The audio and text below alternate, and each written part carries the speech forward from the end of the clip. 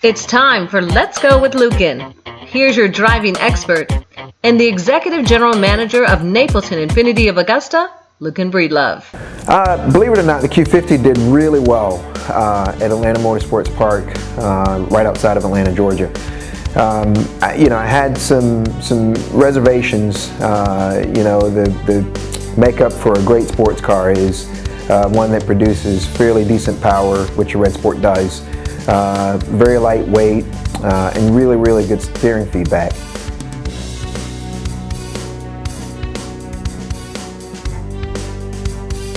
Believe it or not, I was pleasantly surprised. The Q50 Red Sport is kind of like Dr.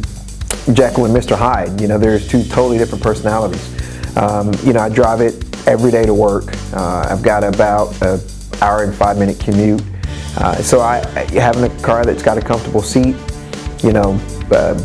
soft suspension, so to speak, one that's not too busy on the highway, is very important to me day to day. But when I go to the racetrack, I want something that's going to set my hair on fire. And the Q50 did really well with everyday life. I really didn't expect it to perform all that well at the racetrack, but I was pleasantly surprised. There's a couple of different driving modes, so I was able to play with that, set the car up the way that I wanted it to be, and I put down some really fast lap times, especially for a four-door sedan. The thing that surprised me the most about the Q50 Red Sport was its ability to adapt. There's a lot of different driving styles out there. I'm kind of the throw the car in, hang on, and find the throttle and make it stick guy. Usually sedans don't really do that well with that driving style. Pony cars are usually more receptive to that type of driving. But the Red Sport did really well. I was able to turn in, carrying a good bit of speed, and the more I pushed it, the more at home the car felt. It didn't really seem to get out of shape, with added throttle and aggression. The other thing that really surprised me were the brakes. Being on the racetrack, I did upgrade the brake pads and the brake fluid. I put .4 brake fluid in it, and but the hardware was absolutely phenomenal. I was able to brake late and keep pace with cars that are known to be superb cars at braking, particularly. I think the brakes were probably the most impressive part of the car overall. The chassis did really well. The suspension was absolutely phenomenal.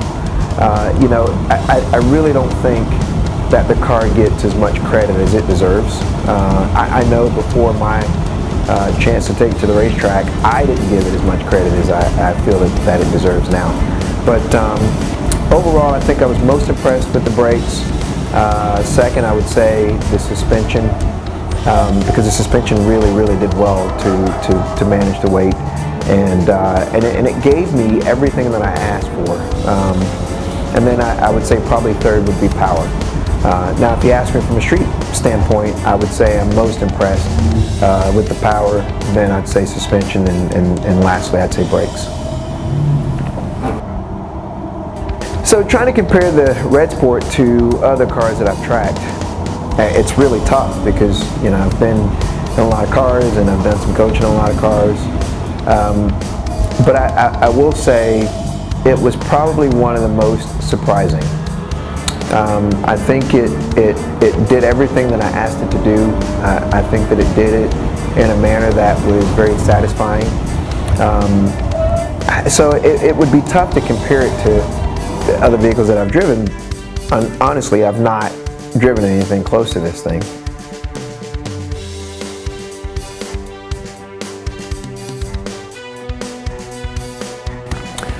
So as you watch the video, there's a couple of things that you'll notice. One, the first thing you'll probably notice is the rather loud noise under brake, and that's the brake pads getting up to temperature. The other thing you'll notice is the tire squeal. I am on street tires, and these are the tires that come from the factory, so they're not our compound tires. They're literally everyday street tires.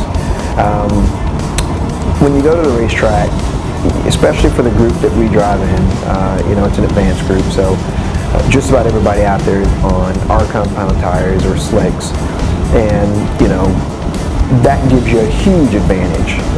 So to be out there in a predominantly stock car on street tires and be able to keep pace with some of these other guys, it's just absolutely phenomenal.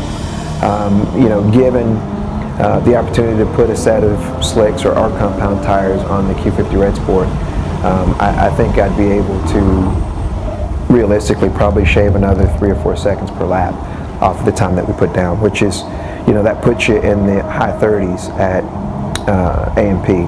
And I tell you, to be able to do that in a full-out 4-door family car is unreal.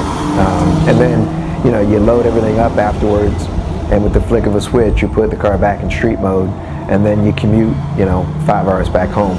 I mean, again, I've not experienced anything like it, and it was really, really surprising.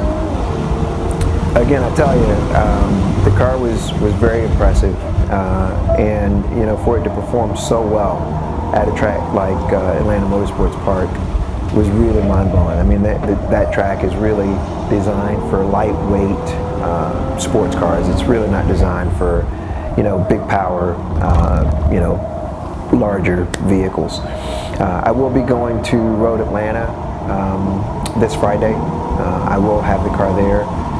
Believe it or not, it's for Z Nationals. Z1 Motorsports is pretty excited to get to ride in it and see how well it does at Road Atlanta.